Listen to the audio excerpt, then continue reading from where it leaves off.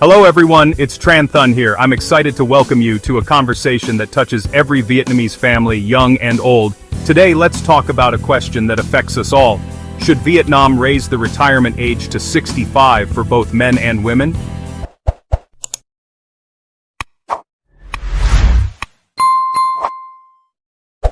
Vietnam raise the retirement age to 65 for both men and women?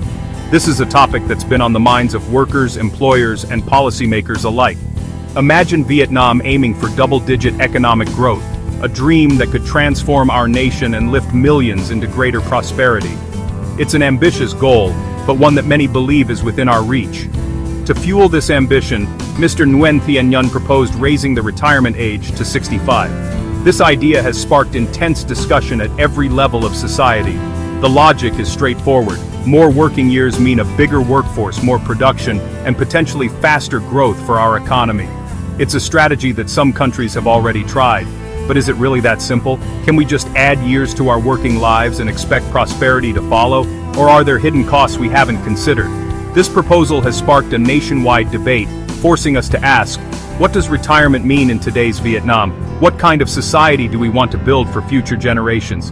It's not just about economics. It's about our values, our families, and the kind of future we envision for ourselves and our children. Let's unpack the arguments, listen to different voices, and see the full picture. Every perspective matters in this conversation. This isn't about a simple yes or no, it's about weighing dreams against reality and understanding the trade-offs involved. Is pushing retirement to 65 the key to economic power, or does it ask too much of our people, especially those in physically demanding jobs? We need to consider both the promise and the price. How will this change affect our health, our happiness, and our sense of security? Let's explore the possibilities, acknowledge the challenges, and think critically about our future as a nation. The answer isn't easy, but the conversation is essential. So, let's dive in together and see where this journey takes us.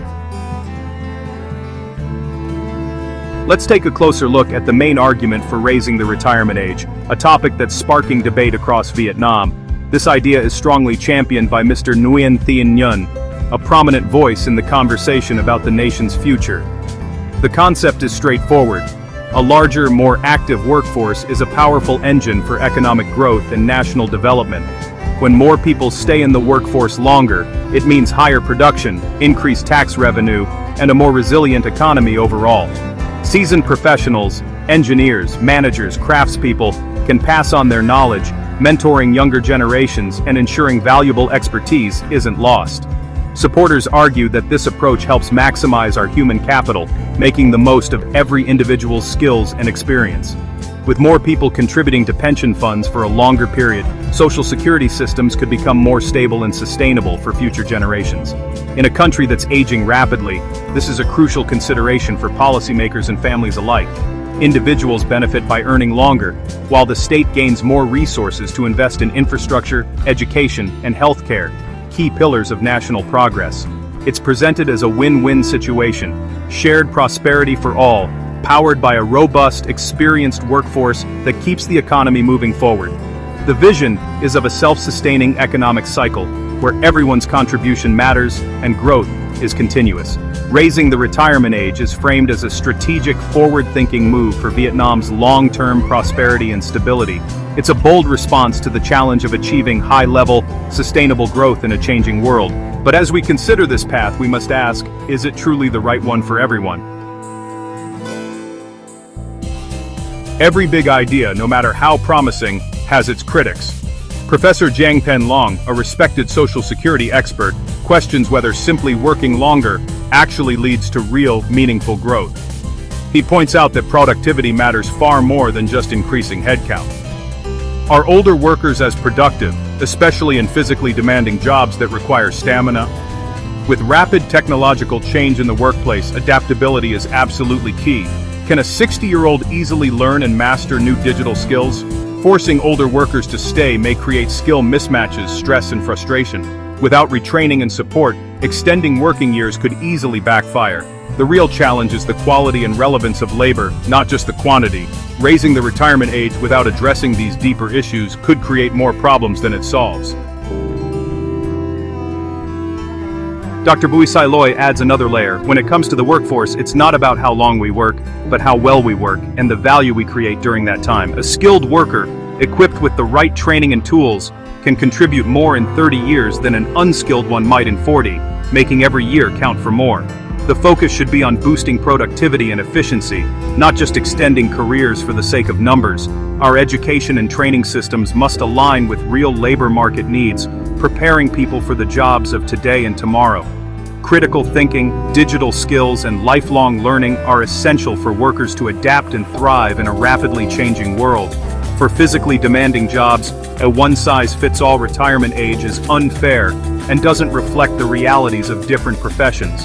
Can we really ask miners or factory workers, whose jobs take a toll on their bodies, to keep going until 65 or beyond?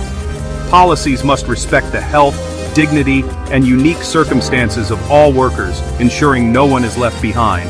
Dr. Loi calls for flexible retirement pathways, smarter investment in people, and a system that values every contribution. The path to growth is innovation and education, not just longer work lives or more years on the job. A smart economy works smarter, not just longer, by empowering its people to reach their full potential. Let's talk about health, the most personal part of this debate. Many Vietnamese work in physically demanding jobs, factories, construction, farming. For them, working into their 60s isn't just tough, it can be dangerous. Chronic pain, injuries, and exhaustion are real risks. An unhealthy workforce is an unproductive one. Raising the retirement age must go hand in hand with better occupational health and safety. Are our workplaces ready for older workers? Is our healthcare system prepared? Forcing people to work longer in tough conditions could increase accidents and healthcare costs. A flexible, sector-specific approach is needed. Office workers may work longer, but laborers need earlier retirement for a dignified life. Fair policy must recognize these differences. The goal isn't just economic growth, it's well-being for every worker. We must value health as much as prosperity. Vietnam is already on a path to gradually raise the retirement age. The current policy increases the age slowly, men to 62 by 2028, women to 60 by 2035. This gradual change gives everyone time to adapt. It balances economic needs with social realities.